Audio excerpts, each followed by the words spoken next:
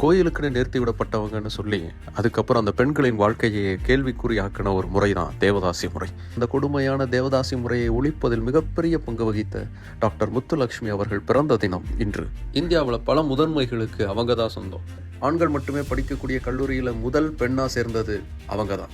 முதல் பெண் சர்ஜனா வேலைக்கு சேர்ந்ததும் அவங்க தான். பிரிட்டிஷ் இந்தியாவுடைய முதல் லெஜிஸ்லேட்டர் ஆனதும் அவங்க தான். ஸ்டேட் சோஷியல் வெல்ஃபேர் அட்வைசரி போர்டோடைய முதல் சேர்பர்சனா இருந்ததும் அவங்க தான். இப்படி பல முதன்மைகளுக்கு சொந்தக்காரரான முத்துலட்சுமி அவர்கள் 1886 ஜூலை மாதம் 30 புதுக்கோட்டையில் பிறந்தார். அவருடைய தாய் ஒரு தேவதாசி.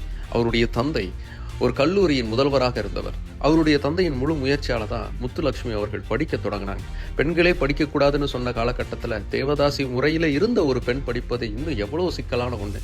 அத்தனை சவால்களையும் சிக்கல்களையும் உடச்சேர்ந்து தன்னுடைய பயணத்துல தொடர்ந்து முன்னேறி ஜெயித்தவர் முத்துலட்சுமி அவர்கள். அப்படி தொடர்ந்து படித்ததின் விளைவா 1912 இந்தியாவின் முதல் பெண் டாக்டர்கள்ல ஒருத்தரானார் டாக்டர் முத்துலட்சுமி. அவ்வை இல்லம்ங்கிற ஒரு இல்லம் தொடங்கி ஆதரவற்ற பெண்களை அரவணைத்து அவர்களின் வாழ்க்கையிலும் முன்னேற்றத்தை சந்திப்பதற்கான முயற்சிகளை எடுத்தவர் முத்துலட்சுமி. இப்படி தான் முன்னேறியது மட்டுமில்லாமல் பெண்களின் முன்னேற்றத்திற்காக தன் வாழ்நாள் முழுக்க அர்ப்பணித்த முத்துலட்சுமி அவர்கள் பிறந்த தினம் இன்று. முத்துலட்சுமி அவர்களுடைய முழுமையான வரலாறு தெரிஞ்சுக்கணும் அப்படின்னா பிக் பேங் போகன் முத்துலட்சுமி அப்படின்னு சர்ச் பண்ணுங்க. கண்டிப்பாக உங்களுக்கு வீடியோ கிடைக்கும். பார்த்துட்டு எப்படி இருக்குன்னு சொல்லுங்க.